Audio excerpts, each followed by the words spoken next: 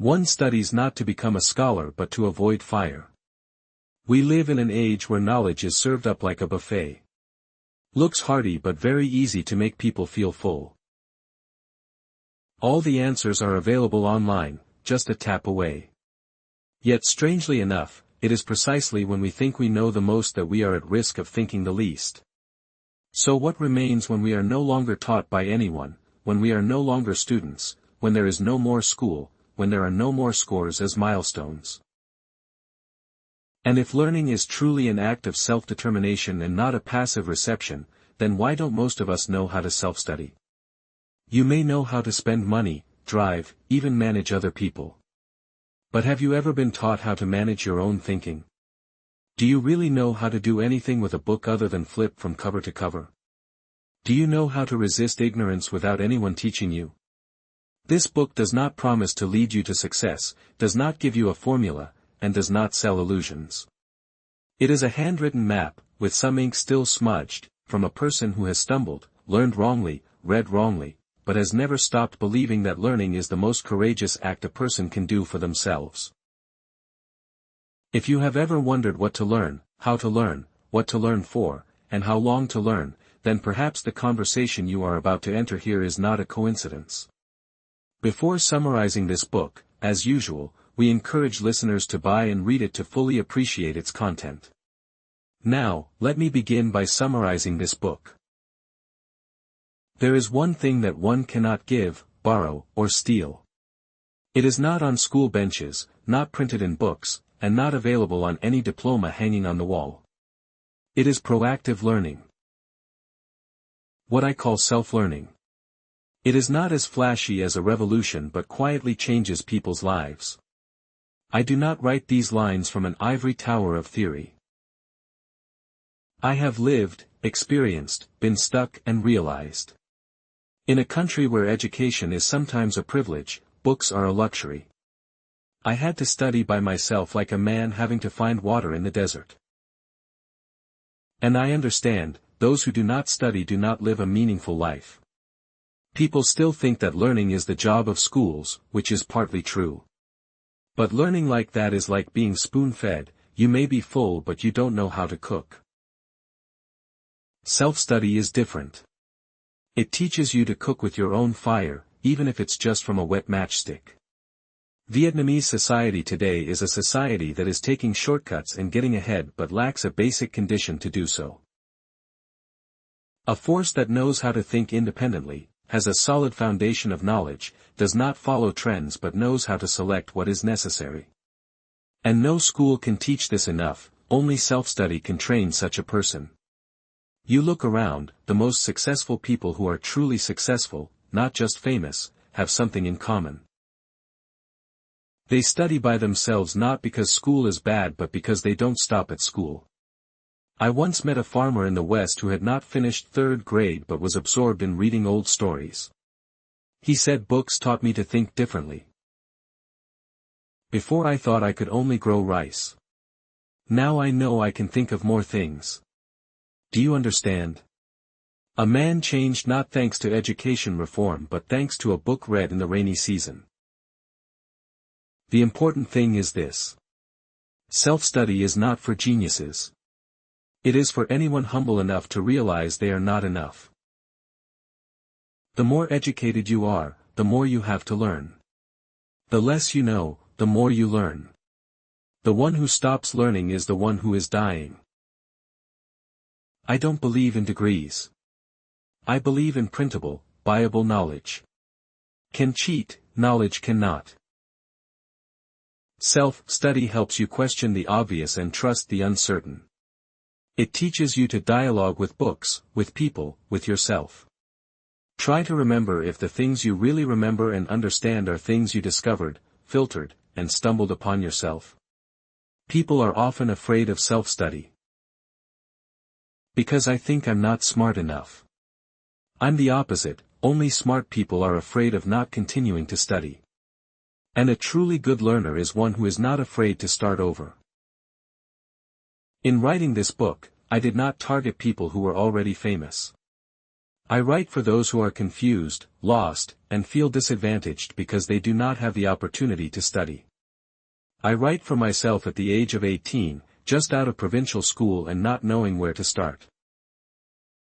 At that time, I only had a few old books, a notebook, some money to buy paper and ink, no one to guide me, no internet, no online classes.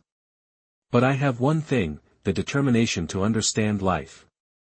And I believe, if you have that too, you are one step ahead of me. Someone asked, how long will it take for self-study to be as good as someone who studies at university? I answered, as good as when you study seriously, better than when you study for a long time. And most importantly, self-study does not need to be compared. The great thing about self-study is that you are not limited. You can learn history through memoirs, learn literature through provincial letters, learn economics through selling at the market, learn ethics through keeping promises. Learn philosophy by sitting quietly for an afternoon and asking yourself who you are. Formal education teaches you the curriculum, self-study teaches you yourself. If you do not see the need for self-study, do not leave this conversation. Because what I am telling you here is only for those who are awake. I do not advocate abandoning school. I advocate not depending on it. You go to school to learn how to learn, but then you have to go by yourself. Otherwise, you are just a crammed person, not an imbibed person. People can rob you of your property, position, even freedom. But no one get the knowledge you have learned by yourself. It has no trace on paper, but it changes every decision you make. Everything you do, every person you become. The Japanese have a saying that learning is not for pride but for survival. I say learning is not just to live but to live as a true human being. When you understand that, you will not need me to convince you anymore. You will embark on this journey yourself. Sometimes lonely, sometimes difficult, but it is the most worthwhile journey to live. There is a strange paradox in learning: the more you learn, the more you realize that you have not learned anything. And that very realization seems to be insecure. It is the door that opens a life of profound learning. Self-learners live in a state of constant alertness, always knowing that they do not know enough. Think about it. A person who graduates from university with a good degree steps out into the world and stops studying. Compared to a person who has just finished grade 9 but persistently reads books, ponders, tries and fails. After 10 years, who is more knowledgeable? The answer lies not only in knowledge but also in spirit. Self-study is a state of life, not a skill. Once upon a time, I met a boy in the mountains who had no new books to read. He asked for old newspaper pages, cut them up and pasted them into his own magazine. Every evening, he read them aloud to his younger brother. Then they both discussed why the forest trees grow like that. Why do people dare to cut them down and sell them in the lowlands?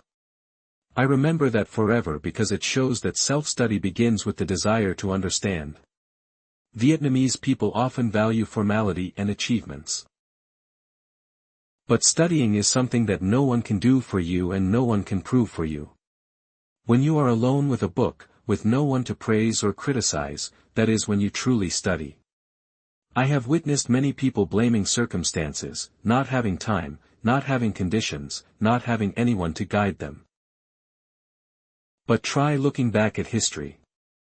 Those who created turning points for the world, from Edition, Lin to Mr. Pham Nguyen, Mr. Nguyen Van Vin, were all self-studiers in adversity. If you didn't have time, you would wake up earlier.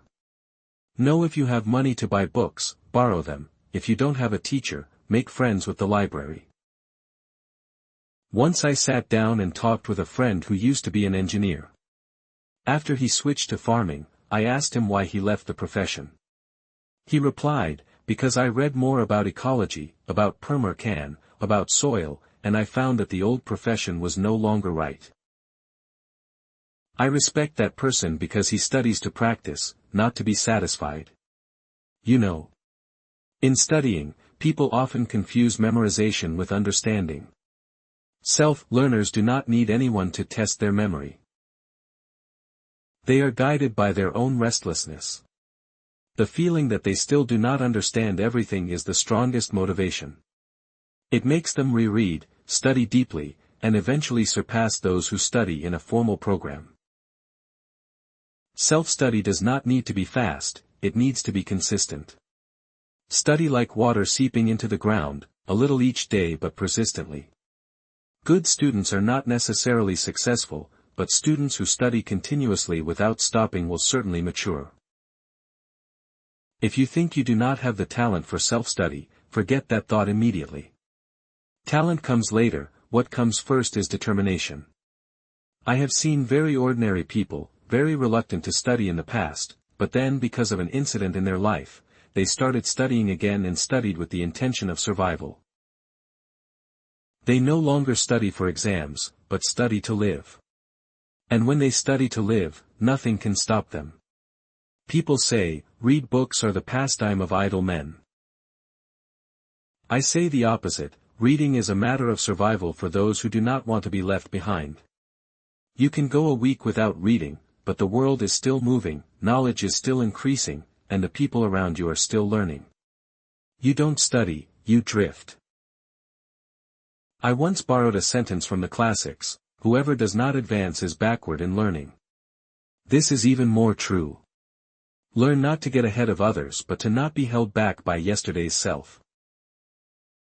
I once asked a student what he wanted to be in 10 years. It said, I want to be like you. I smiled and replied, if you want to be like me then you have to study 3 times as much as me. Because you study early and I am starting late. It's never too late to learn. But whoever understands that he is late, will learn faster and learn with all his heart. If you've read this far, you're probably confused. Where should I start? I will say this starting with a very deep question. It's not what I need to learn to make money, but what I need to learn to understand myself better, to live a less shallow life, to be a person who isn't bland. When you ask like that, every book is open to you. Self-study without permission. It just takes a quiet space, a yearning heart and a clear mind. You don't need to learn a lot, you need to learn deeply enough. You don't have to memorize, you have to digest. You don't have to read a whole library, you have to let a book read itself. Today you can start with a page, a note, a new thought, and it could be the turning point no one sees coming. But you will know all your life. People often ask me, is self-study for smart people? I smiled. If so, humanity would have given up hope long ago. Because smart people are born few, while those who know how to learn by themselves are increasing day by day. Self-study is not for a special group of people. It's for anyone brave enough to face their ignorance and trust me. That is much more difficult than learning. People who can learn by themselves are those who dare to admit that their knowledge is lacking and they are not afraid of it but see it as a starting point. Don't think self-study is only for gifted people. You know who the best students I've met are? Not the top students in the class. But those who were bad students but persevered to an unreasonable extent. There is a girl I know who only got average grades in school, but after dropping out of school, she started to learn math from scratch through English videos without anyone forcing her or rewarding her. Just her with the discomfort in her heart because she thought she was not good enough. And then you know what? 6 years later, she is a programmer for an overseas company working remotely, with a high salary, and most importantly, she is proud of herself. The key point here is that a self-learner is someone who has the ability to control himself. You may be smart, but without self-control, you will still be stuck between excitement and laziness. People who know how to control themselves, even if they are not good at it, still progress little by little. A self-learner is also an organized person. Not organizing mechanically like making a schedule of what subjects to study at what time, but organizing your whole life around studying. They know when to be quiet, when to read, when to walk and think, when to take a break to recharge. I once asked a carpenter, "How do you learn so fast?" He said, "I study because I find it fun. Every time I make a beautiful table, I want to understand more about wood, about structure. Studying because it is necessary, because I like it, because I want to live better, so studying is easy."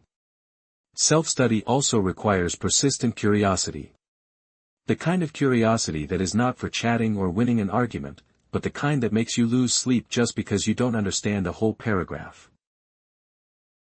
And more than that, people who can self-study are people who know how to sit still. Sitting still is not just a physical posture, but a psychological state, calm, not distracted by social networks, noise, or cheap entertainment. I can tell you one thing. All the people I have ever known who have the ability to truly self-study have gone through a period of unlearning themselves. They let go of expectations, let go of pride, let go of judgmental habits. And then from that gap, they began to study like people who saw the light for the first time. You don't need a super memory to self-study. You need a humble enough mind to take notes of what you don't understand. You don't need a genius brain to analyze. You need a patient heart to reread a page 3 times without giving up. I once met a 70-year-old man who still sat reading every night. He studied philosophy. I asked, "What do you study for?" He said, "So you don't waste the rest of your life." You see, such a person doesn't need anyone to push him. A self-taught person is not an eccentric person, but someone who is independent enough to choose his own path. Independence here doesn't mean opposing anyone, but not being assimilated by easygoing thinking. Self-taught people are often criticized for thinking too much and doing too much. I think they are people who refuse to accept mediocrity, and if there is anything worth living for, it is to live beyond mediocrity. A person who can self-teach doesn't need to have a high degree, but must have some kind of character. Something that helps them stand firm in the face of doubt. While others have given up, you are reading these lines, and if you see, I felt a little uneasy, wondering if I could learn like that, so I said congratulations. Because that very uneasiness is a sign of someone about to embark on the path of self-study. There are still people who ask me, "Do you think you need to be smart to self-study?" I said I would rather teach a slow but determined person than a smart but complacent person. Because self-study does not choose smart people, but chooses resilient people. Not everyone is born with the same starting point. That is the truth. But self-study is a rare path where you can go further than the person who started before you if you do not give up. Once, in a talk with students, I told a story about a boy selling lottery tickets at the Saigon night market. He did not have a smartphone but always carried a notebook with him to write down English words he picked up on billboards. Product packaging. He said he liked to understand what Westerners said. I was silent. Because in a country where millions of students have studied English for 12 years but cannot speak a single sentence correctly in French, a boy like that is a living symbol of self-study. I do not say that everyone will become a genius through self-study, but certainly. Whoever perseveres in studying will be better than himself yesterday. I always believe that everyone has a part of the thirst for learning that is buried by the modern lifestyle, where everything can be found with just one click. But learning is never quick. Learning is to change yourself, and change is always slow, sometimes painful. And self-learners must be ready to live with that slowness. I once read in an ancient book that the greatest ignorant person is not the one who does not know, but the one who refuses to learn anymore. The person who can self-study is the one who does not believe too much in the knowledge he has. Because complacency is the end point of all progress. Remember, learning is not to be better than others, but to do more for yourself and the people you love. A mother self-study to teach her children. A father self-study to become a better worker. A young person self-study to escape the fate that has been set. Pre-programmed. Those people do not study for fun, they study to survive and to live proactively. And that is why I said, people who can self-study are people who know they have the right to change their destiny. They do not wait for anyone to save them, do not wait for anyone to grant them conditions. They silently build their own path with each hour, each page of a book, each sleepless night, each drop of sweat spent in the workshop. In the coffee shop, in the kitchen corner, in the attic. If you can do that, you are a person who can self-study. I do not need you to be smart, I do not need you to have extraordinary skills, I do not need you to come from a noble family. I just need you to have a big enough reason. And that reason is not outside of you, it is the question you always avoid. What kind of life do I want to live? If the answer is I do not want to live meaninglessly, then from that moment you have the quality to self-study. Start with what you do not know and do not be afraid if you forget quickly, read slowly, understand late. Because the person who does not dare to start is the person who never reaches destination. When I write these lines, I don't think I'm explaining. I'm confiding in myself of the past. The country boy standing at the crossroads of life with nothing but a few old books and a vague belief that studying is the way out. You may be different from me in a different era, different circumstances. But I believe if you're still reading this far, it means you're also looking for a way out. And that way doesn't lie in any school. It lies in you when you start to study in a real way, a meaningful way, a way that no one forces you to, that is self-study. There are two types of people in the world. One is the one who says I want to study. The other is the one who is really prepared to study. And between those two groups is a huge chasm. One side is the idea, the other is the action. I've met countless people who say, I really want to study by myself but I haven't arranged the time yet. It sounds reasonable but it is essentially an evasion because of time. If you don't get it, you'll never have it. You cannot enter the path of self-study with an uncertain mindset. You must be ready not only in your heart but also in your lifestyle, in your thinking, in the way you organize every minute and every hour of your life. I'm not asking you to quit your job, refuse socializing, shut yourself away and live like a hermit. I only ask one thing of you, please set aside at least a small part of your daily life for studying and consider it an indispensable habit. Self-learning does not come from an impulsive decision but from consistent preparation. You have to prepare your head, your hands, and your stomach. That's right. The stomach because no one learns on an empty stomach or when the mind is full of worries. If you really want to learn, start small. Clean up your desk and remove distractions. Prepare a notebook not to be used but to be used. Download some documents. But remember to read a few pages before you commit. Because someone who only collects without reading is like someone who collects books to show off. Some people say, I need inspiration to learn. I say inspiration doesn't come first, action comes first, inspiration will follow. I have started countless classes in frustration but ended them in satisfaction. Because I have surpassed myself. You don't have to learn a lot in one day. You just need to study regularly, a little every day. And to do that, you must prepare yourself like a mountain climber, bring enough water, enough bread, enough patience and know that sometimes you will get tired, lost, discouraged but don't turn back. The preparation is here. You have to learn to choose. The world is not short of documents now. What is lacking is the ability to choose the right one. If you read too ramblingly, you will get tired before you reach your destination. I used to get so caught up in searching for a document that I forgot to read it. Have you ever been like that? Download dozens of ebooks, buy lots of books, then leave it at that. We fool ourselves into feeling educated just because we have books, so I advise you to stop collecting them. Pick one thing you need to learn right now and work hard at it. Finished. Move on to something else. The next important thing in preparation is to learn how to disconnect. That's right. Disconnect from things that distract you.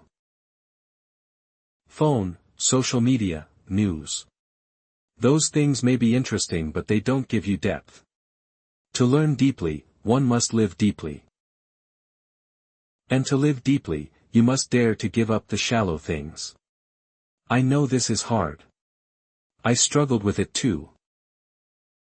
There were times when I intended to read a chapter of a book, but then my hand unconsciously opened the browser to search for something unrelated, and when I came back my mind was so confused that I could no longer concentrate.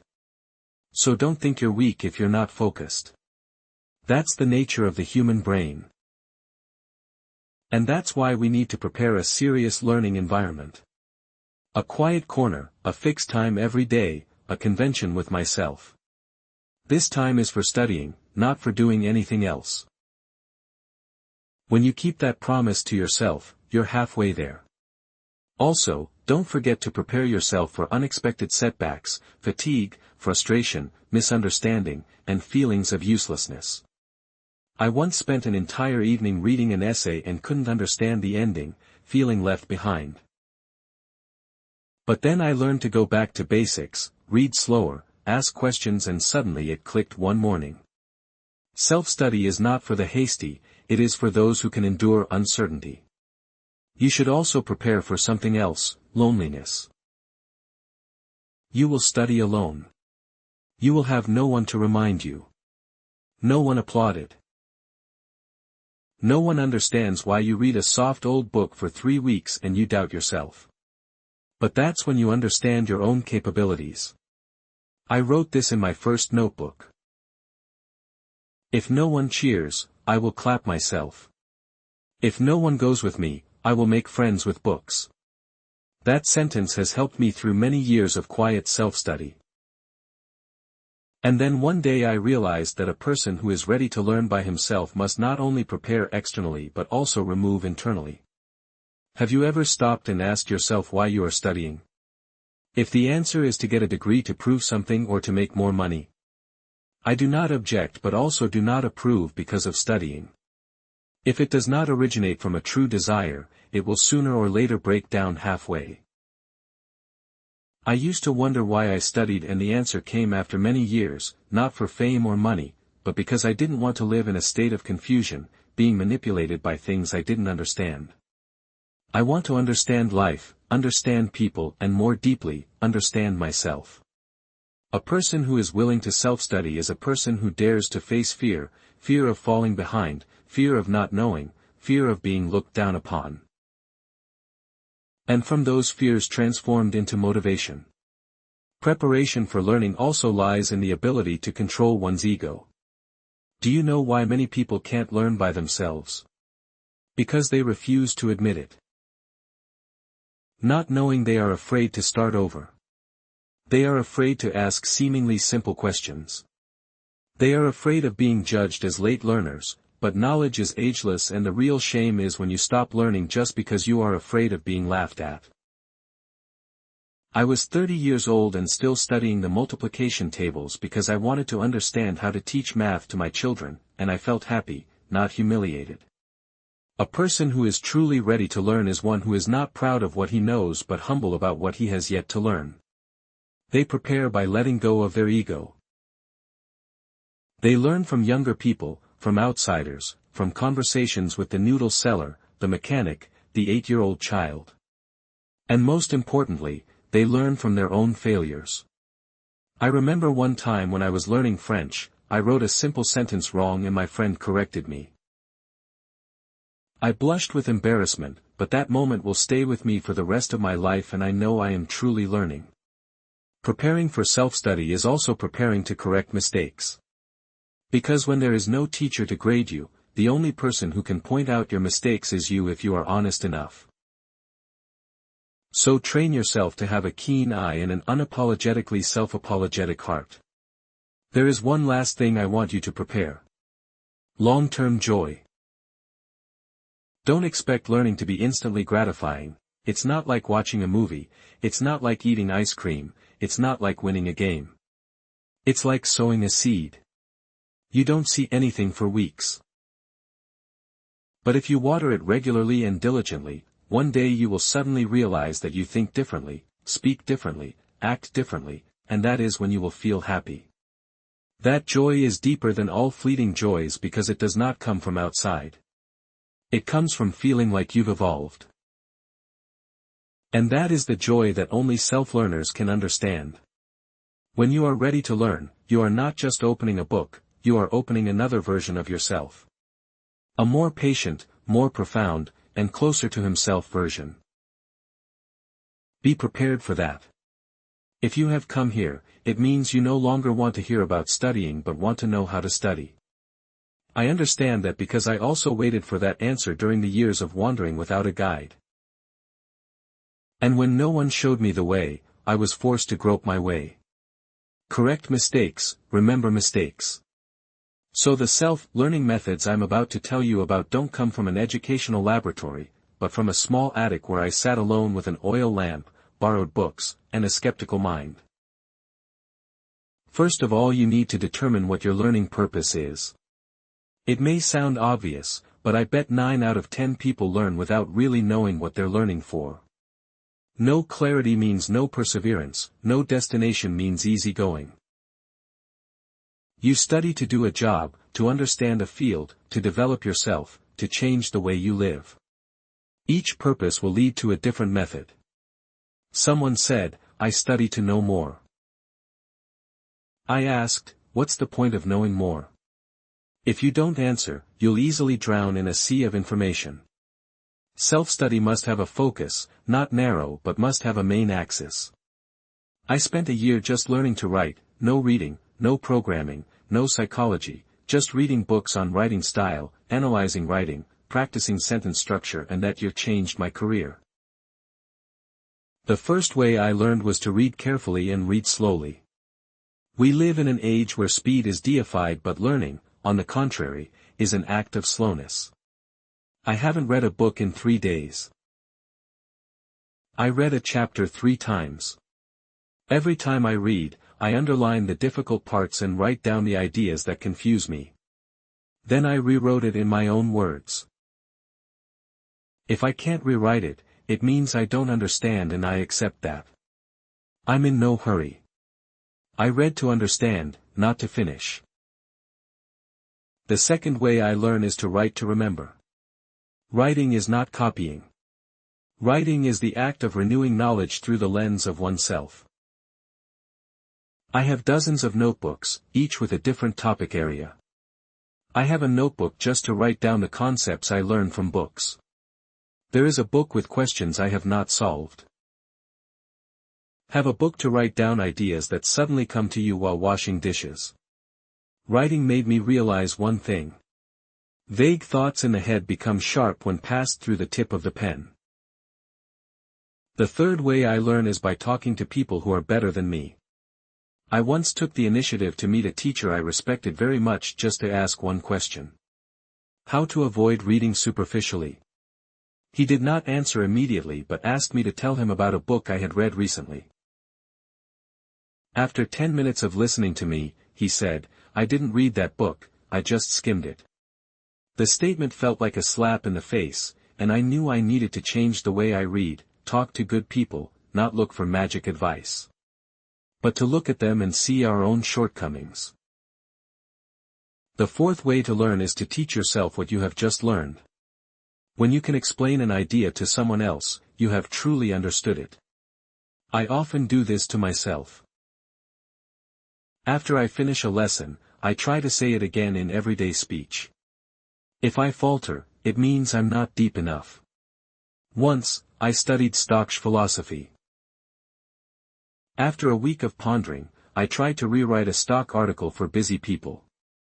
It was only after I finished writing that I truly understood what I had just read. The fifth way I learned was to plan backwards instead of asking what I would learn today.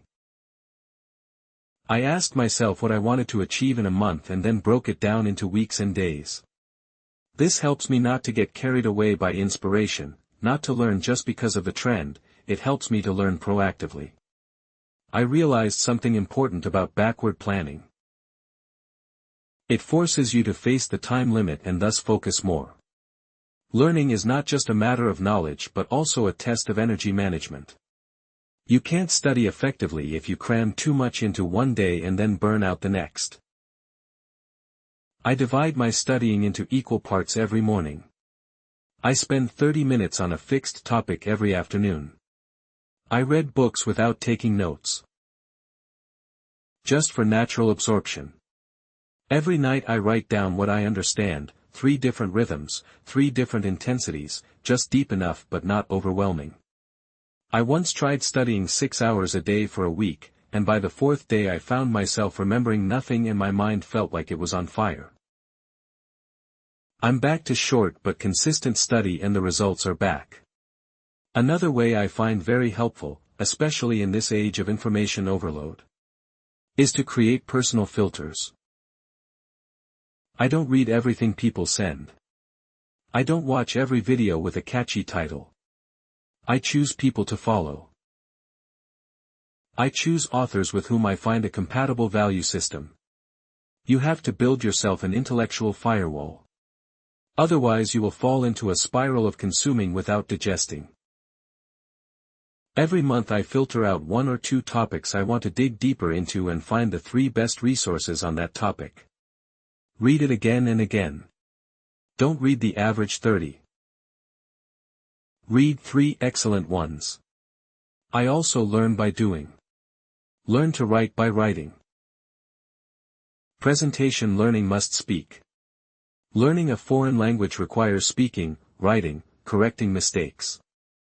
Vietnamese people often have the habit of studying before working. But I learn while doing. Fix while doing, fix while absorbing. You can't learn to swim by reading an instruction manual. You have to jump into the water. I learned design by tinkering around on an old computer, opening up software, following lessons online that were initially terrible. But then day by day I understood structure, color, balance, and from that I learned something bigger. Action is the best curriculum.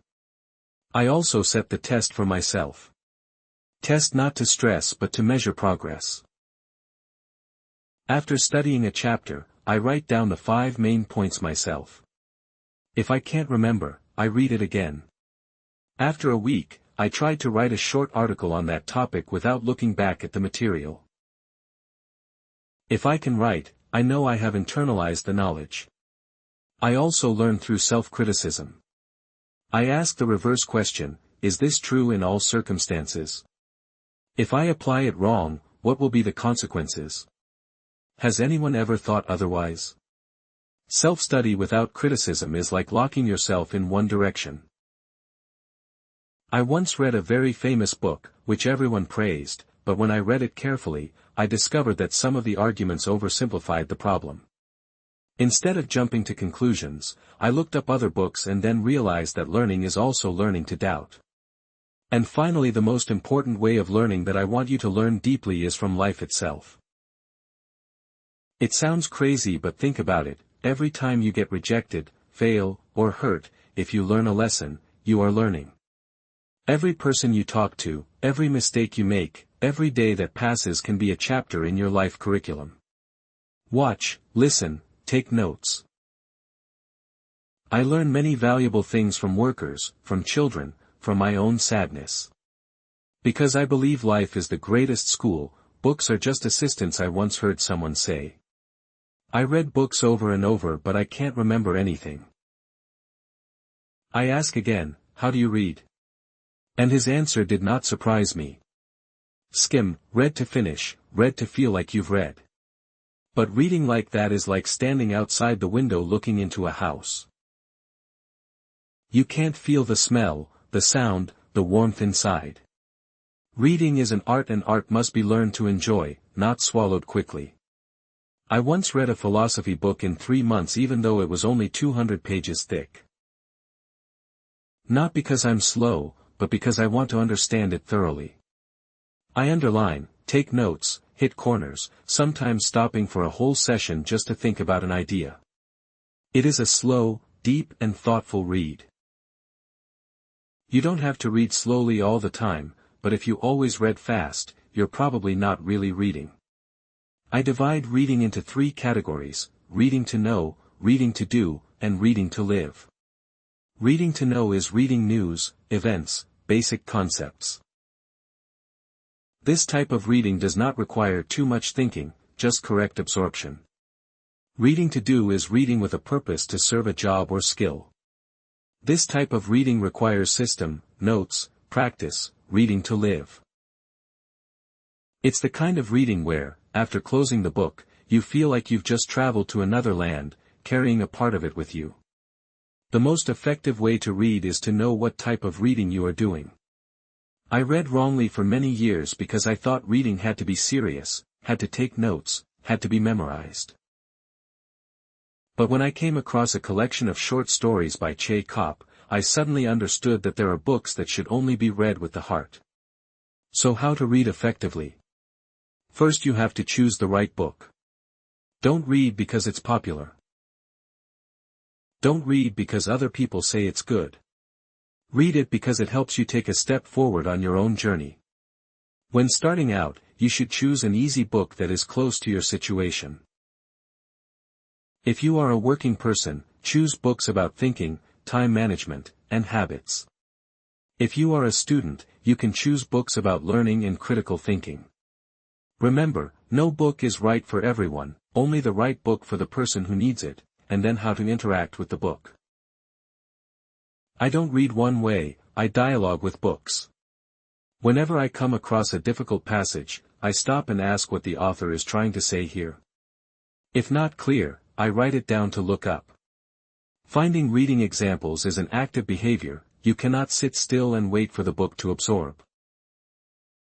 I usually ask questions before reading. What do I want to know from this chapter? How does this passage contradict what I thought? What if we apply this idea to life? These questions help me not to drift along with the text but to dig into the content. Another habit is taking notes in the margins of books. I know some people oppose writing on books, but I think books are companions, not worship objects. Each time I read, I jot down my honest reactions in the margins.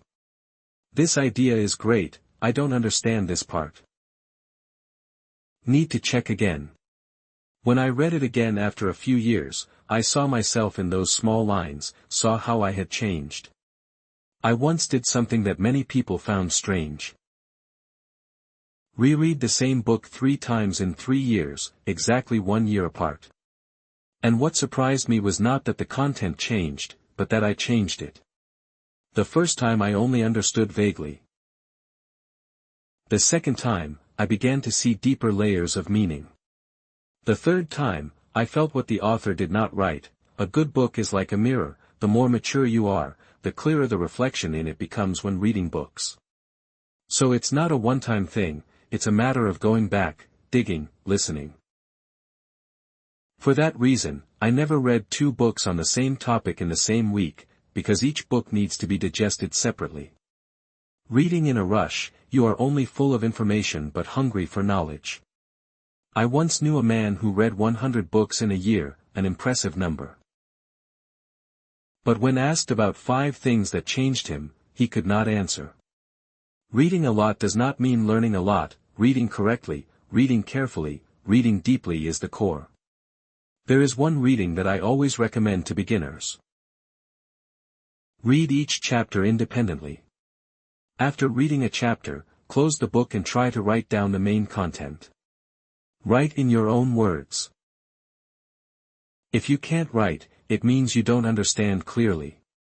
You should also learn to connect what you read with life experiences. For example, when I read about minimalism, I looked back at how I organized my desk. I cut out the excess and saw a clear change in my mind.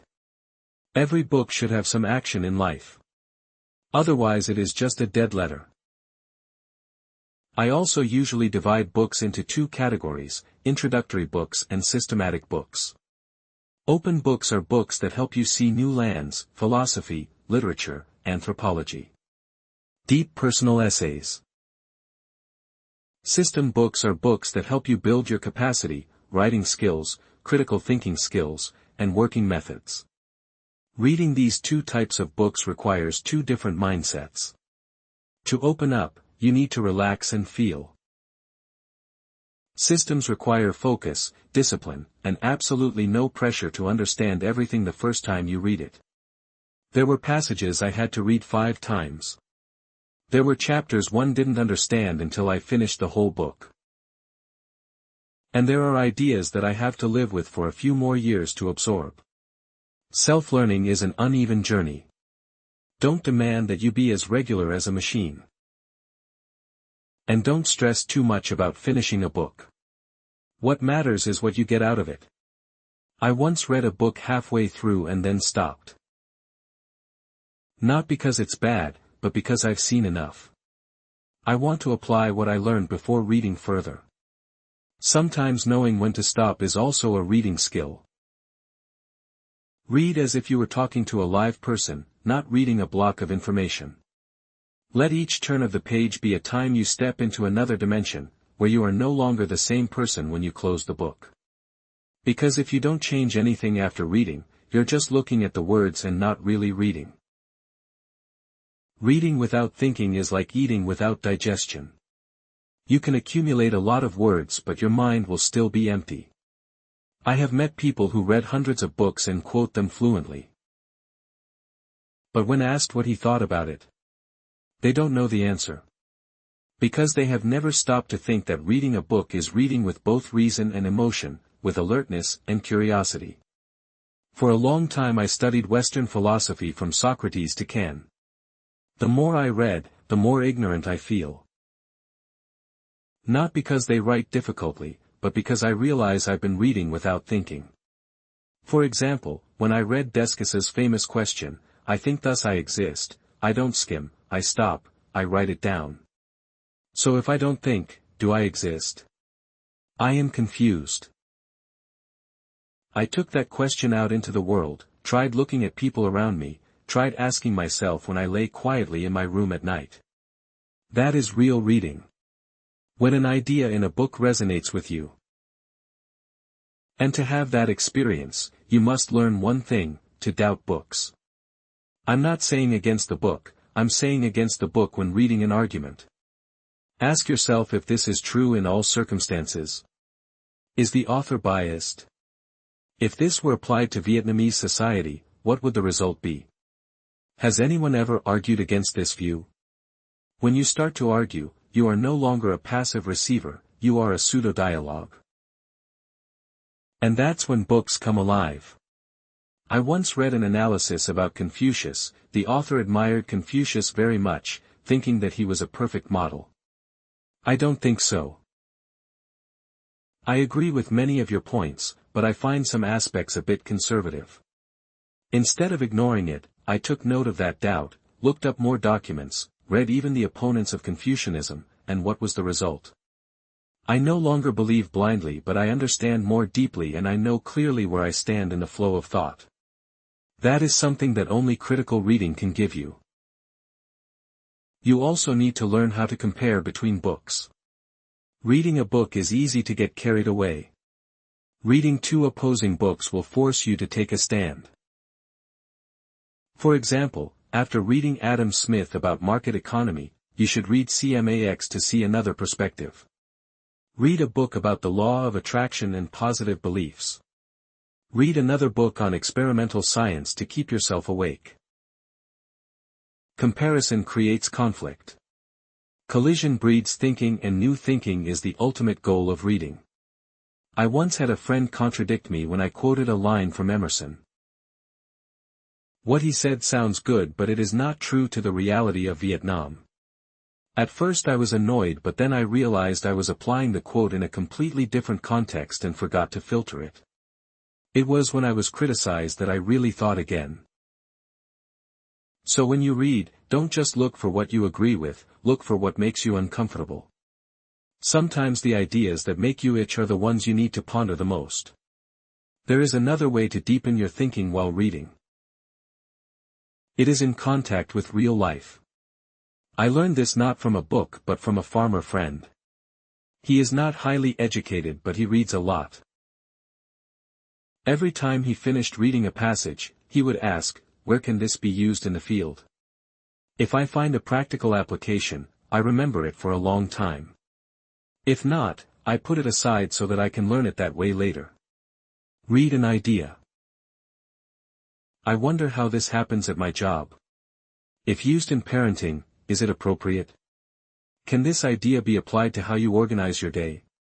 Reading is to live more deeply, not to live apart from books. So I always keep a reading diary, not summarizing the content but summarizing the impact the book left on me. One day I wrote just one line, and this paragraph startled me because it seemed like I was describing myself before. Those lines are proof that books do not pass in vain. The last reading I want to share is also the hardest reading to change yourself. You read a book about good habits, but do you dare to give up your bad habit? You read a book about humility but dare admit that you were once too arrogant?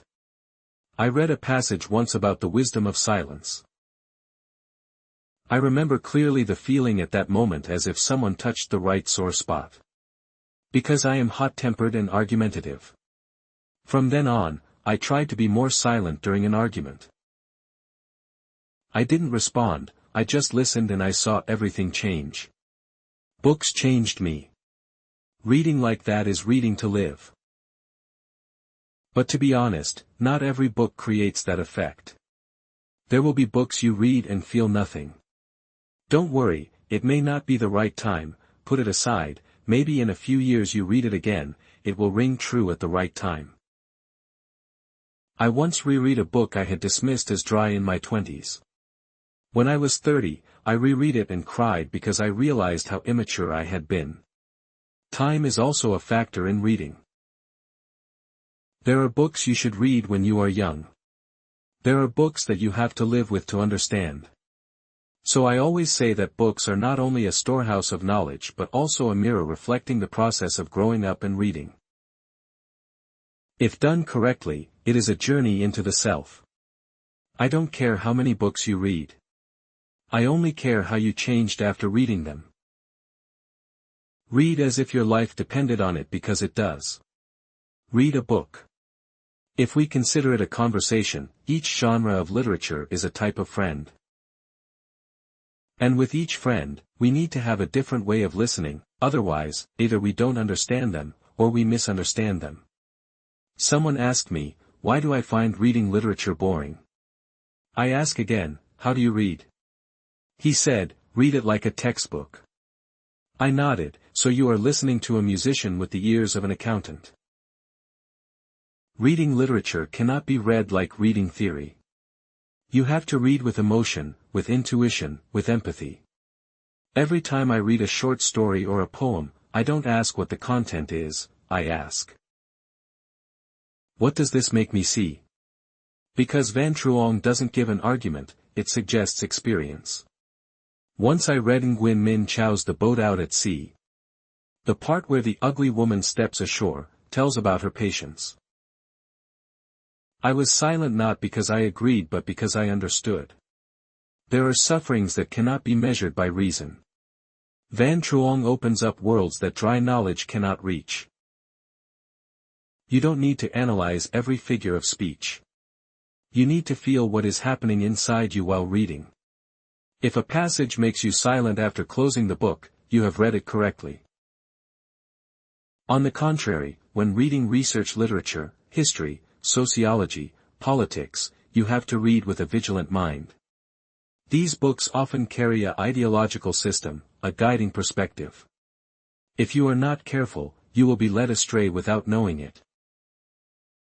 I once read a very famous book, with an attractive narrative and rich evidence. But when comparing it with other documents, I discovered that many details were lightly emphasized or overlooked.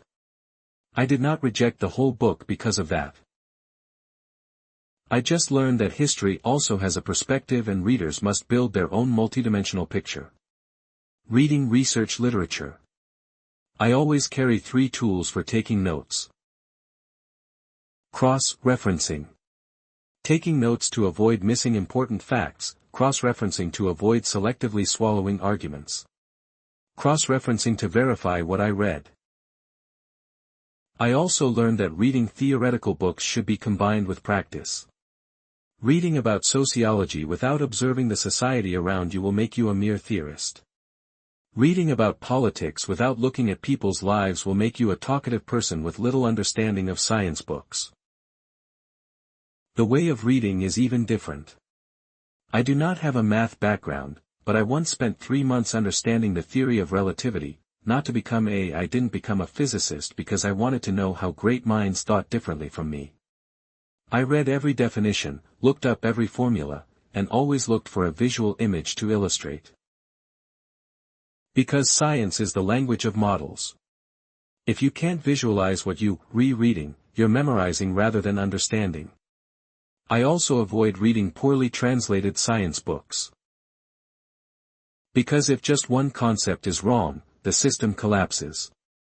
If possible, read the original book or at least read a carefully verified version. Once, I read a book on psychology and saw that the translation used the word unconscious instead of subconscious, a seemingly small difference but completely distorted the content. I also spent a lot of time reading philosophy books, and I have to admit, it's the hardest genre to read but also the most enlightening. Philosophy is not like literature. It doesn't pamper you with beautiful images, nor is it like science. It doesn't give you formulas to apply. Philosophy makes you think to the end and doubt even the things you were once sure of. Read philosophy. I'm not in a hurry. I choose short works first, like those Tiger's essay, Pascal's musings, or Scrate's dialogue. I take notes of each idea, and after each paragraph I try to rewrite it in my own words. If I can't rewrite it, I don't understand it. If I can write it but can't connect it to life, Once I read a passage by Agar on presence. I felt like I was pushed out of my comfort zone of perception. He didn't write easily, but he forced me to ask questions about existence. Not of the philosopher, but of myself. Reading philosophy is like learning to walk on a tightrope. One side is fantasy, the other is a quagmire. Beginners should go slowly and always stick to real-life examples. When I read about pre-linguistic existence, I didn't understand anything until I observed a baby. I saw it perceive the world before it could name it. And I understood, this is pre-linguistic existence. Books don't explain it to me. Life itself explained it to books, and that led me to the final conclusion. Reading different genres is to expand the depth of the mind. If you only read literature, you can be deep in emotions but lack system. If you only read science, you can be sharp in reason, but lack sensitivity. If you only read philosophy, you can think far, but lack applicability. Only when you dare to step through each of those worlds, with different mindsets, can you truly learn to see from many perspectives. There is one thing I always tell myself when reading books: don't force the book to please you. Let yourself change with the book, but don't lose yourself because of the book. Keep your sanity to choose. Each genre of literature is a different mirror. If you dare to look, you will see yourself in many shapes. And when you read like that, you are no longer a reader. You are living in the book and living more deeply with yourself. Learning a foreign language for me has never been a matter of grammar or vocabulary. It is an ideological migration. You leave the familiar language area, entering a strange world, where everything has to be learned from the beginning. How to greet, ask, how to express, how to feel. I learned French first, then English, and later Chinese.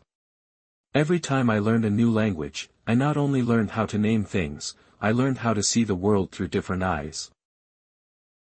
Therefore, the first thing I want you to understand is that learning a foreign language is not about knowing many foreign words, but about daring to live in a new thinking structure. Many people learn a foreign language the wrong way because they consider it like learning math, learning formulas, learning theory, taking careful notes but never opening their mouths to speak.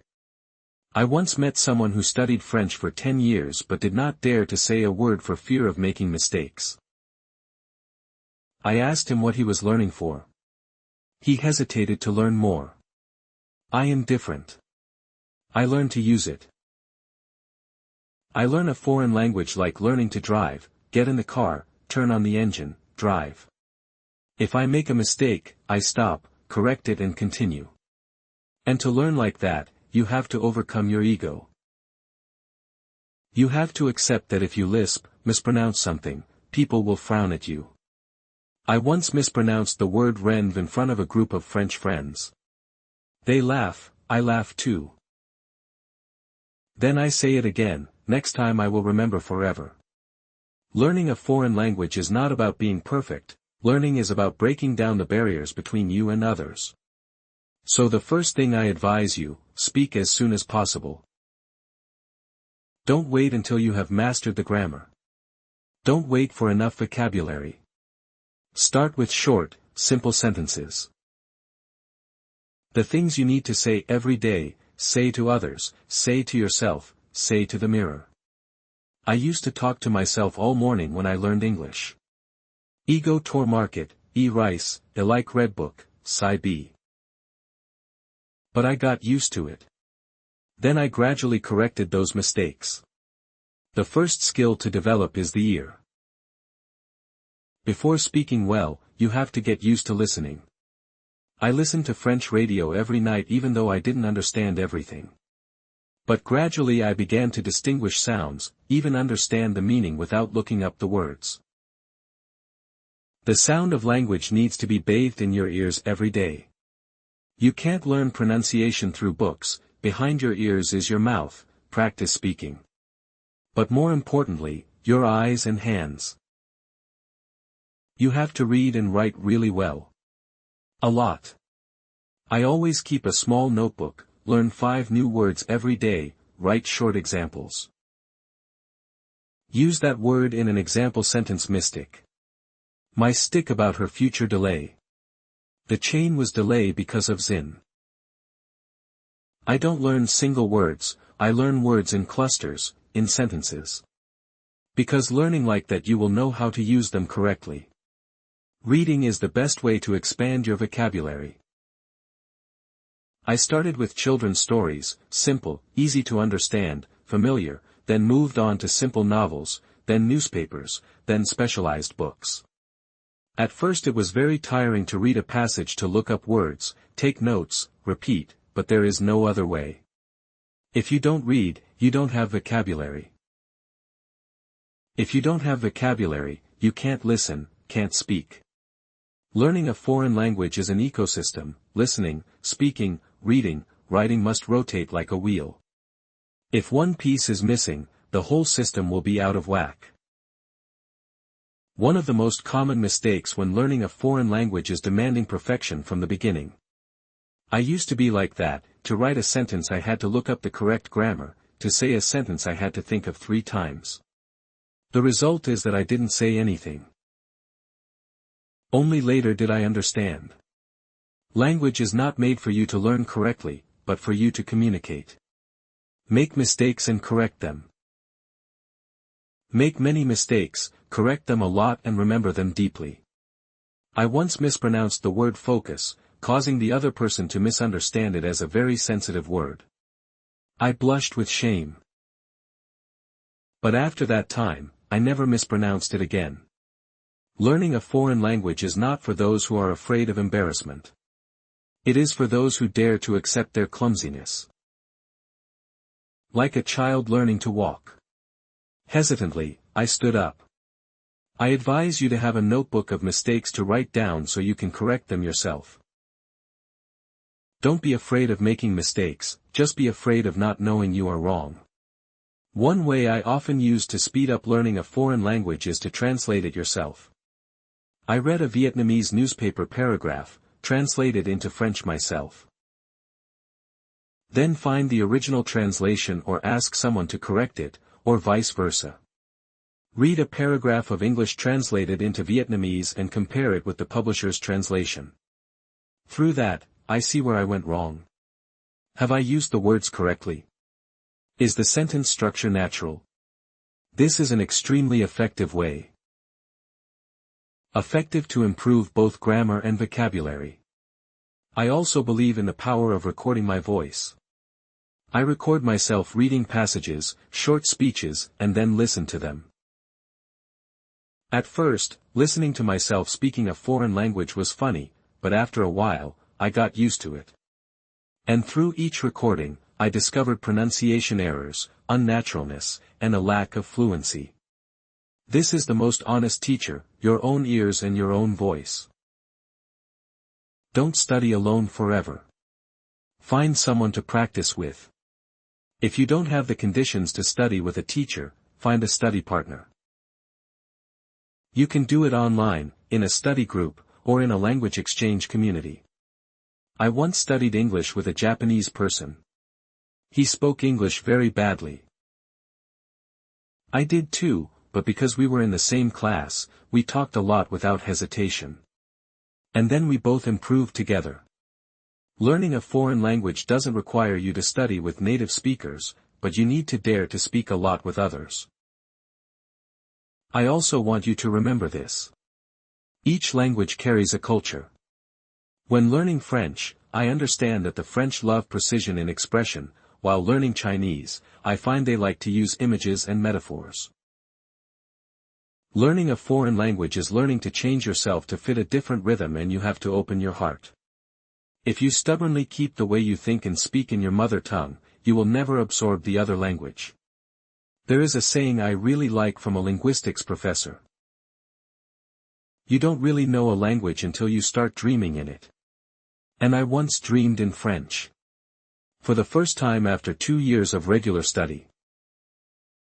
I was as happy as a child learning to ride a bicycle without falling off. Learning a foreign language is a long journey, sometimes tiring, sometimes boring. But at some point, you suddenly realize that you have entered a new world, and that world no one can take away from you. People who start self-studying without knowing what books to read are like people climbing mountains without a map. I was like that when I was young. I read whatever I could find. From cheap novels to dry theses. I read a lot but didn't retain much. Only later did I understand books are like people. Some people read them once, and some people read them all their lives and still can't finish them. Some books feel light after reading them, while others are tormented for a whole week after reading them. And among them, there are books that should be read, must be read, and are worth reading over and over again for those who are just starting to self-study. I always advise you to start with general books and books on self-cultivation. General books are books that give you a comprehensive view of the world, of human history, of ideological trends, science, and art. Self-cultivation books are books that help you live more deeply, think more correctly, and behave better with yourself and others. You ask me, why do you have to read self-cultivation books before reading specialized books? Because knowledge without morality is dangerous. No one wants to work with a good person who lives badly. A person who knows a lot but is arrogant, that knowledge will only make him lonely. So I say, cultivate your character first, knowledge will come later. I'm not saying you have to be a saint. I just hope you live thoughtfully, with limits, and with gratitude. And the books that teach that are not dogmatic books but books like Analects, Tao Te Ching, and Noble Soul. Rosel's Confessions, Living Beautifully by Andre Mace. Each book is a mirror into which one looks. You find yourself distorted and start wanting to correct it. I once read Pham Van Dong's Virtue, and found the stories to be very small. A citizen found something and returned it, a rich student knew how to give way to a poor friend. But why am I strangely moved? Because I know. I need to learn those simple things myself. Reading self-improvement books does not make you overly gentle or idealistic. It helps you understand that being kind is an active choice, not a weakness. And in this increasingly pragmatic world, a little kindness will not go amiss. You may ask, what general books should I read? I advise. Read books that summarize the history of human civilization, such as world history summaries, scientific summaries, and philosophical stories. Read to find out where you stand in the millennial stream of humanity. Read to find out the questions you are wondering about life, death, happiness, choices. This question has been asked for thousands of years, and sometimes just reading a page of Greek mythology or a dialogue of Socrates can enlighten one's mind.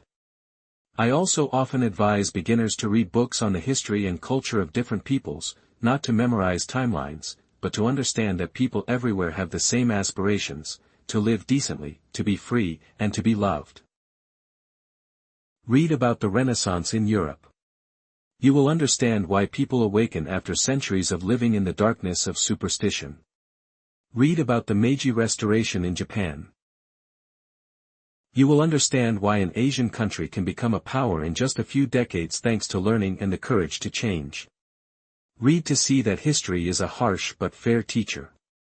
It always leaves a lesson for those who are willing to learn. In addition, I especially encourage you to read simple, unsubtle, and non-thematic philosophical books.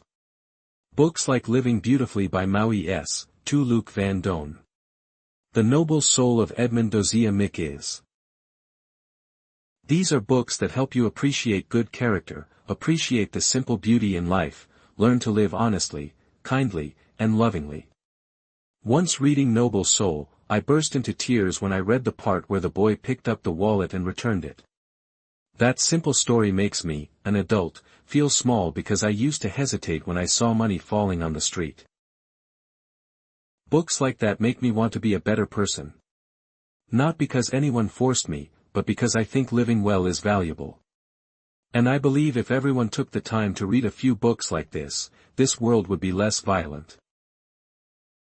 I once asked a student, "Do you want to be a good person first or a kind person first?"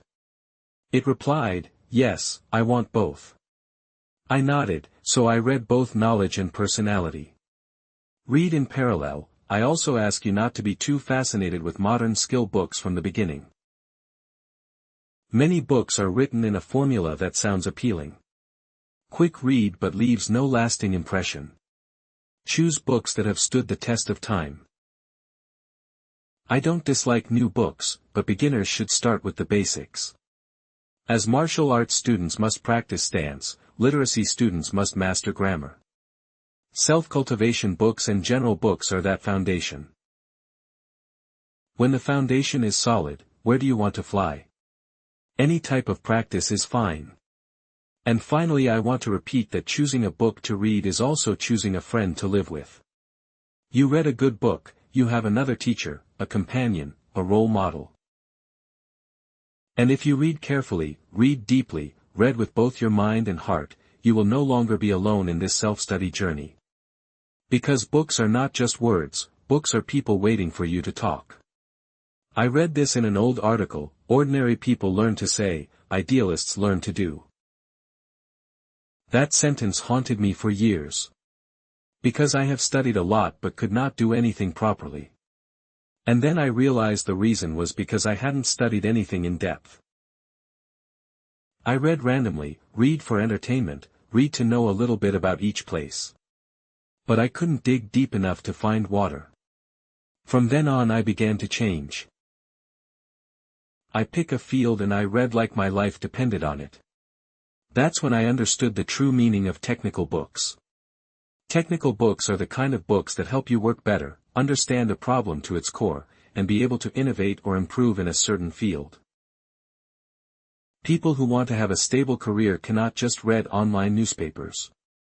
People who want to become a master can't just watch TikTok share skills. You have to read primary sources, monographs, research papers, and books that are considered difficult to digest by most. And it's those hard-to-swallow books that are the gold. I used to learn to write.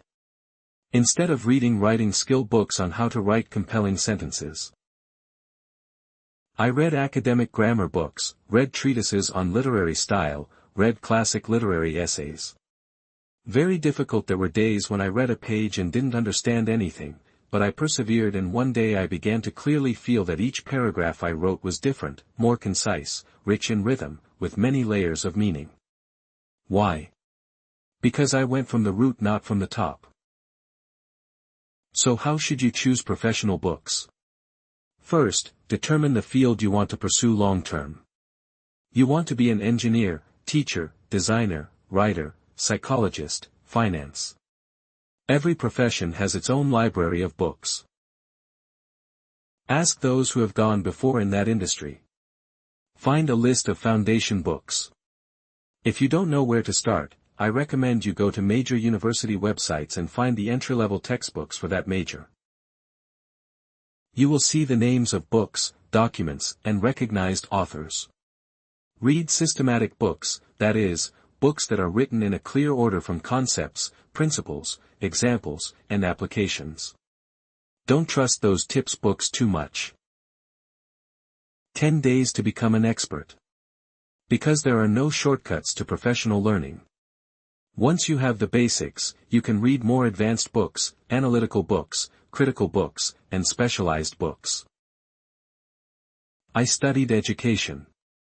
At first I read simple books like Modern Pedagogy, then gradually I read Pedagogia Press by Paulo Freire and found myself understanding many things about teaching to liberate people. Technical books are like mountain climbing. You start at the foot of the mountain with a clear trail, then enter a narrow, bumpy path, but also where you see the whole view. A common mistake is that people only read technical books to pass exams or get a degree. I have taught many students and seen them cram to pass exams and then give up.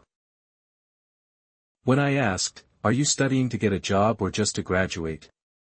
Many students laughed awkwardly. I don't blame them because that is the result of a system that values degrees more than ability. But if you have chosen the self-study path, you cannot learn that way. You learn to do, learn to be, to contribute to changing something in your field. So when reading technical books, always ask yourself, how does this knowledge apply to work? Are there any specific examples I can test? What point in this theory am I not clear about? Who argues against this view? When you read like that, you turn the book into a tool for your profession, not a pile of dead theory. I also recommend that you combine professional books with practice. Don't wait until you finish reading before doing anything. Read and do as you go. I learned programming by reading Python books, but after each chapter, I wrote a simple code and corrected it if it was wrong, and remembered if it was wrong. You study design. After each theory chapter, try creating a prototype, learn to cook. Read the recipe, then go into the kitchen, study pedagogy. Read the teaching theory and then practice speaking in front of the mirror. Practice is where books become your flesh and blood. Reading professional books also requires long-term planning. I usually divide the year into quarters. Choose a topic in depth each quarter. First quarter, learning about critical thinking. Second quarter, learning about teaching tools. Third quarter, read books on educational history. Fourth quarter, read critical and innovative books. When you study in such depth, you will see a marked change in your abilities. You should also keep a professional learning diary to record what books you read today, what new things you learned, what you don't understand yet, and where you will apply them. Read back what you've written each week and see how you've improved. One more important thing, technical books should be read slowly but steadily. Just 30 minutes a day, but read with a working mindset, underline, take notes, analyze, don't skim. Don't treat books like comic books. Respect the knowledge in books because it is the crystallization of years of intellectual work. Finally, I want to say this. You cannot do great things in life if you study half-heartedly. To be useful, you must study deeply. And if you want to learn deeply, you have to read specialized books, not many, just right, just persistent. And then one day you will look back and see that you have built a solid foundation, not from a degree but from your own dedication in every page of books throughout the years of self-study. There is one quiet yet persistent tool that has helped me retain a whole store of physical knowledge. In the old days when there were no computers or smartphones, I used small pieces of paper cut from cardboard, each card was an idea, a definition, a good quote, a personal comment, and gradually those cards turned into a treasure trove of personal thoughts. Nowadays you can use apps, use electronic flashcards, but even though the tools change, the principle remains the same. Deep thinking needs to be broken down, stored, and organized. Why do I use a card? Because I understand one thing: human memory is very unfaithful. After reading a book, you might think you remember it, but just a few weeks later, everything fades like bone on glass. To fight against forgetting, you must actively record, but not randomly, must record briefly, concisely, accurately, systematically. Each card I write only contains one idea, no long words, no whole paragraphs copied verbatim. For example, what is an existential one-star card? Man first, nature later. Card 2, Confucius, what is humanity? Love people. 3 cards, personal opinion. I feel this passage is similar to Buddhist thinking. All beings are equal, each card as a unit of thought. Later I can shuffle the cards, rearrange them, compare different perspectives. That's when I saw that flashcards were not just a memorization tool but a comparison, reflection, and creativity tool. You don't need to be too fussy, just a small stack of paper divided into topic groups. When reading a book, whenever I come across something memorable, write a tag, sometimes just a short sentence, a good idea, or an unanswered question. I even have a card asking why Tay turned to religion after writing War and Peace. Is there any intersection between stock and Confucian ethics? Those questions are not to be answered immediately but to be retained. One day, in a conversation, another reading, I found a clue and connected the thread, the card that kept my curiosity going. Another time, I read a philosophy book and found a definition very lengthy. I rewrote on the card in my own language. After writing, I realized I really understood. Writing is the final step in understanding form. You will also see something interesting. As you collect multiple cards on the same topic, you will see your thinking develop. For example, the card about happiness in 1999. Happiness is having more time to read books. In 2005, happiness was when I did something useful for others. In 2012, happiness is letting go of expectations. I don't throw away old cards, I keep them because they are milestones of growth. Someone asked me, isn't it too much trouble to use such a card? Why not write it all down in a notebook? I said books are easy to look up in order but cards are easy to reorganize thinking because each card is a separate unit. You can regroup by topic, remove, add. Like bricks, you can rebuild your house of knowledge in a different way at any time. Once you have about 100 cards, you start to see them connecting to each other. The card about Confucius can be compared with the card about Socrates. A card on educational methods can be linked to a card on child psychology. It is then that you start thinking not like a student but like a creator. I once wrote a long essay on humility of mind. All main ideas are drawn from the cards. Passages I have recorded from books, from experiences, from conversations. You ask me, how many years can the card be used? I replied, all my life. I have cards from 20 years ago that still work. I also have new cards written last week and I keep them together, old and new alternating. To see that my thinking never stops. In terms of form, you can use 712 cm cardboard to write by hand. Use an app like Anki no Obsidian if you're digitally inclined or Google Sheet for quick reference. But what matters is not the tool but whether you have the habit of recording and reviewing. Every week I spend one session reviewing the cards. I rearrange, group, edit. There are cards I discard because I no longer need them. There are cards I duplicate in two, expanding into new directions. Sometimes from 10 cards. I write a blog post, sometimes 50 tags. I have a book outline, you see. Small pieces of paper can open up a whole project because the idea is not in the quantity but in how you organize them. And cards are the tool that helps you do that.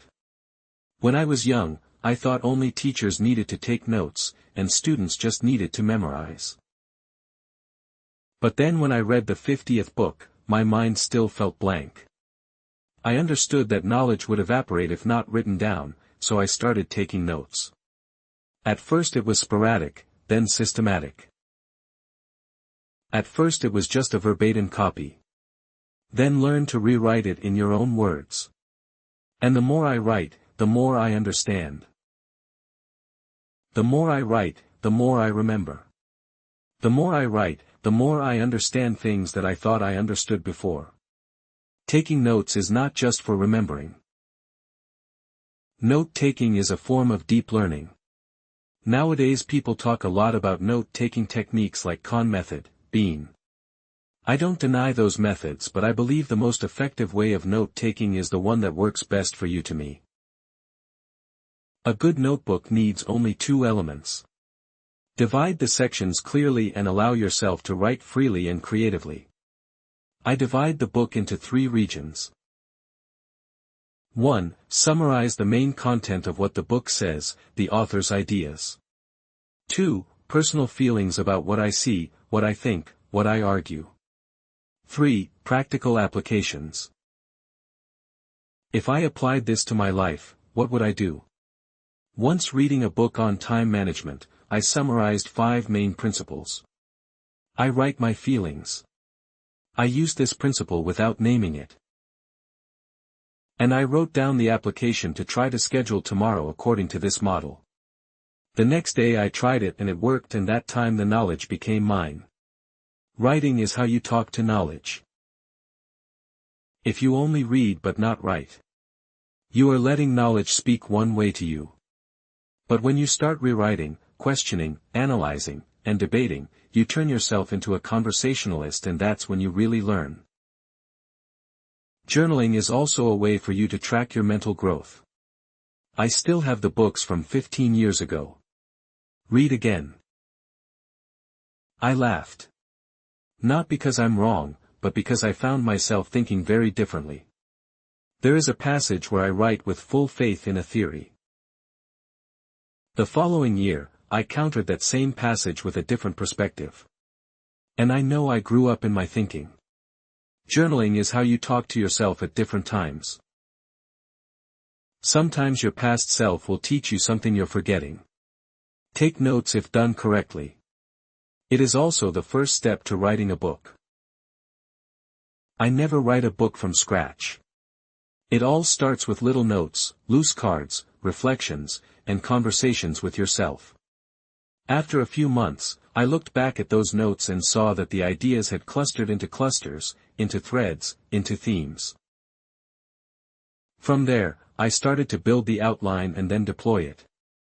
Every book I write is the culmination of years of slow thinking, steady note-taking, and self-reflection. Writing is not only an expression of understanding, but also a way for you to test that understanding. Because when you have to express yourself to others, you can't be vague. You have to polish your words, find examples, illustrate, and connect logically. And through that process, you learn again. I have tested this with my students. I told them, after you finish today's lesson, don't just do the homework, try writing a page explaining it to someone else. The results are those students who write deeply. Even if you don't write a book. Just by writing a sharing article, writing a study diary, writing a rebuttal, you are also deepening yourself.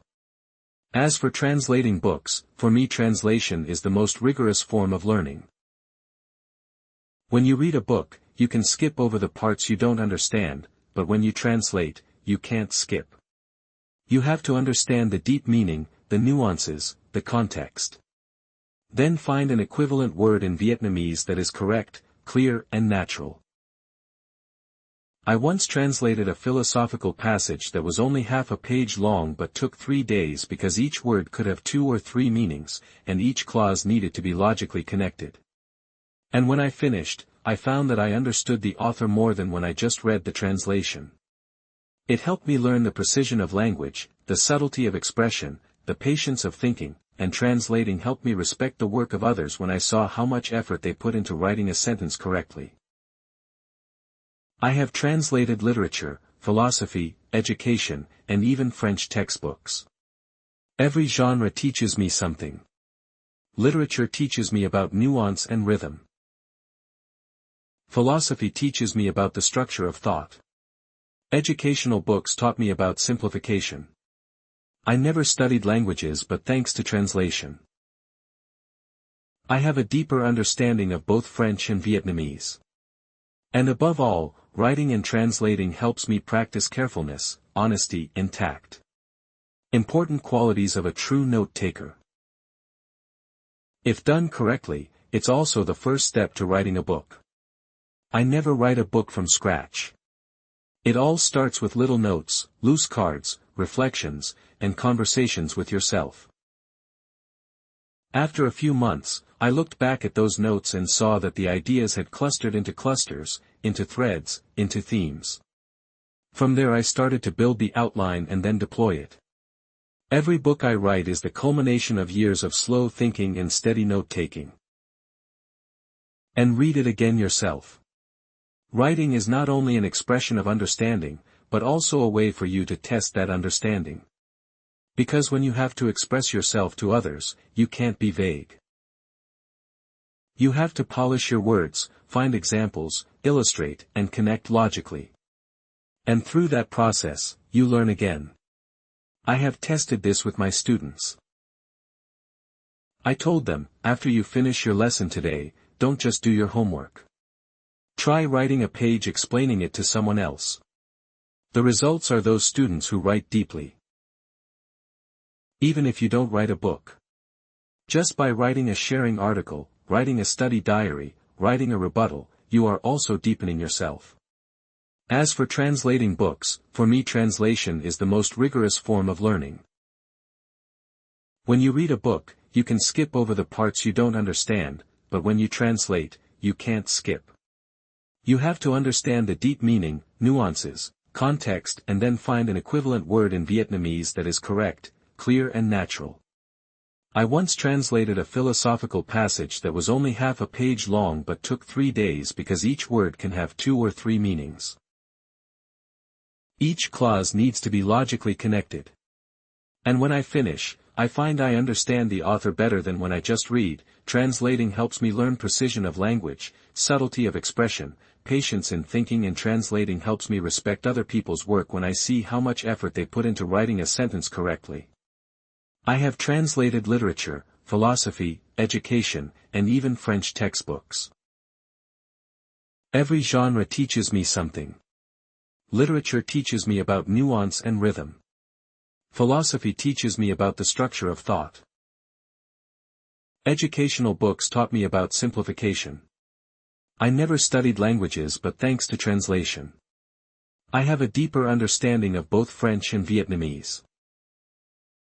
And above all, writing and translating helps me practice carefulness, honesty, and tact. The important qualities of a true learner. I used to work in a cramped room with only an old wooden desk, a yellow lamp, and a chair that was slightly tilted to the right. Yet it was there that I wrote most of my books. I say this not to sound ascetic. I just want to say that the workplace doesn't need to be fancy, it just needs to suit you and be kept as a private sanctuary for me. A workspace needs 3 quiet elements. Adequate lighting and a conducive atmosphere. The place where you study should be separate from the place where you rest, otherwise your brain will not be able to distinguish between work time and rest time. I tried studying in bed once. The first 10 minutes seemed fine, but then my eyes got droopy and my ideas vanished. There was also a time when I sat studying in a coffee shop. I felt excited at first, but the sound of people passing by interrupted my train of thought. I'm not saying you have to study in a specific place, but if possible, set aside a dedicated space just for studying, writing, and reading. Even if it's just a small corner of a table, a separate shelf, or a dust-free window frame.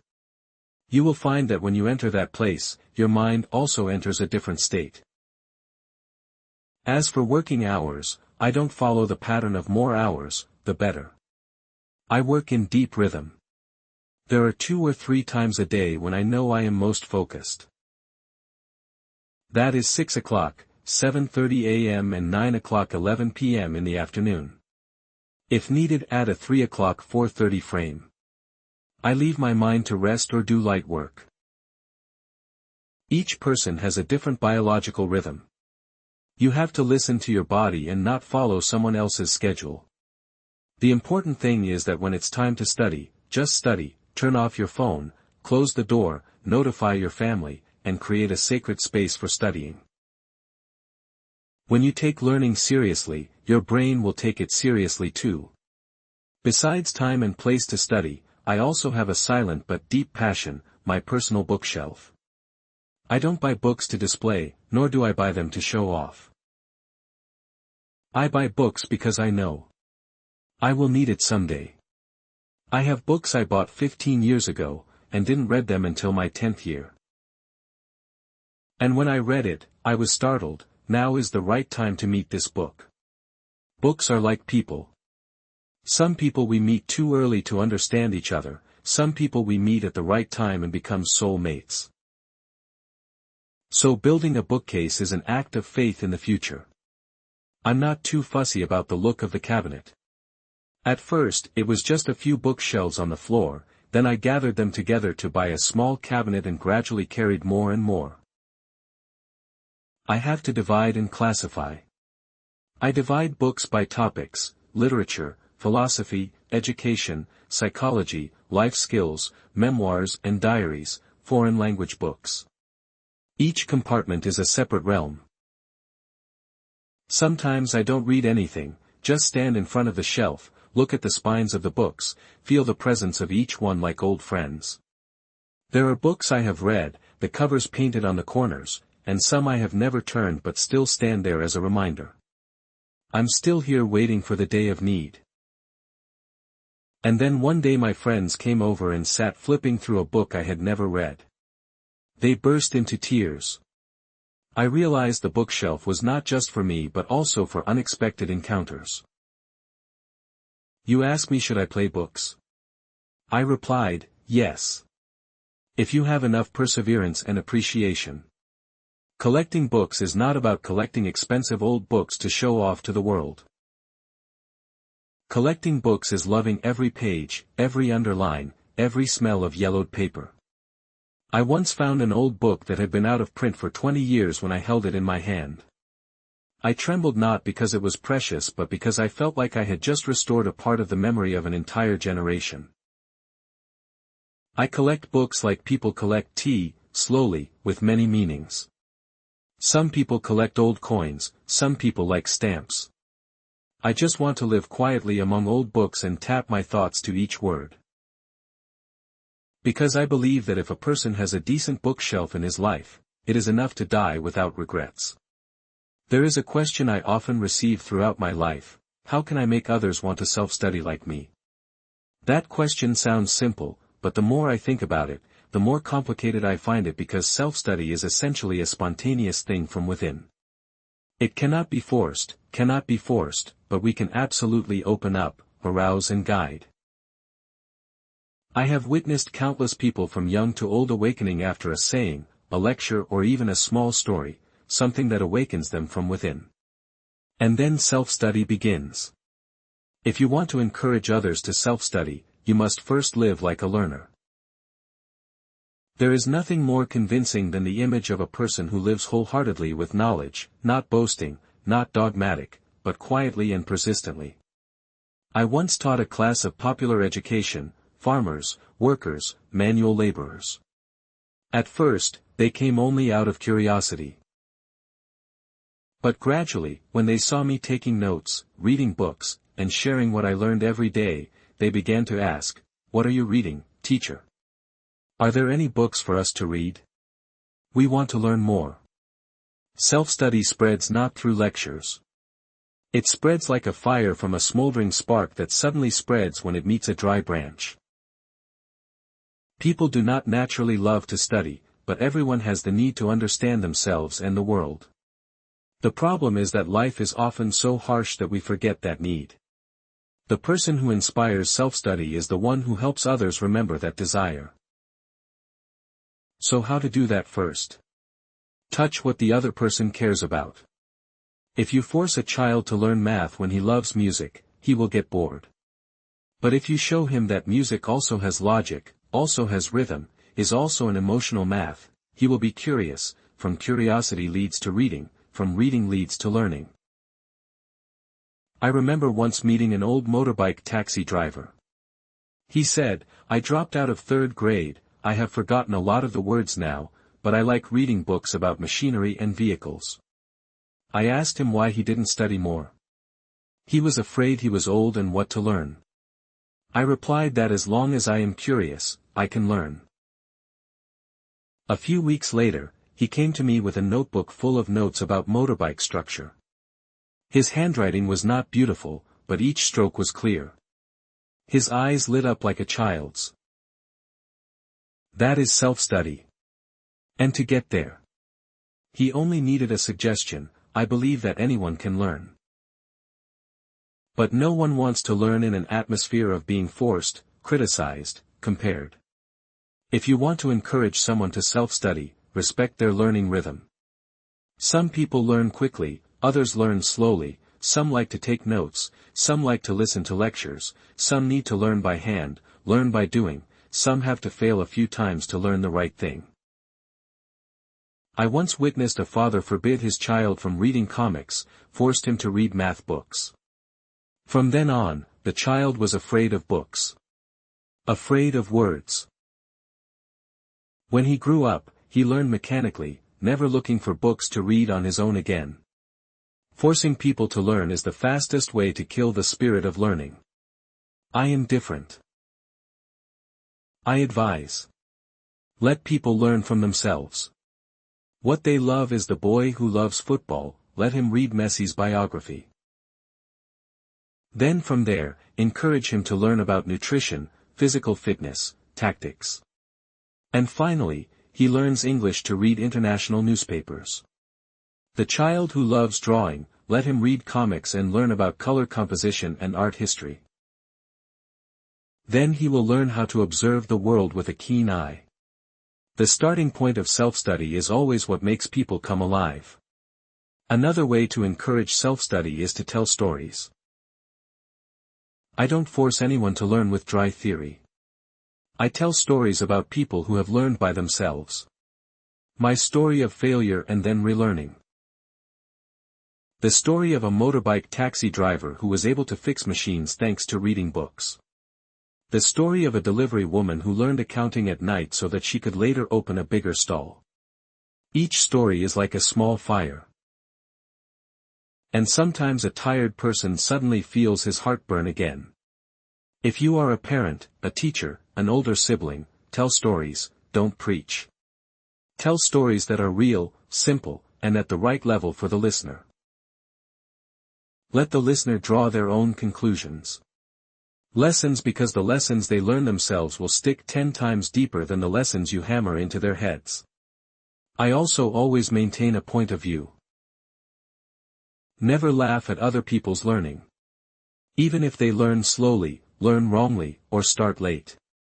A 50-year-old who just learned to read is still worthy of respect. A bricklayer who self-learns techniques still deserves encouragement. A housewife who reads books to raise her children is still a scholar in her own home. This society will be better if we stop honoring degrees. Start honoring the spirit of learning. I wrote this book not for you to read and nod your head in agreement. I wrote it so that you can close the book and start learning something for yourself. Every time you learn by yourself, you are contributing to enriching your own life, your family's life, your community's life. And if you inspire others, you are not only learning for yourself. You are doing the work of a sower.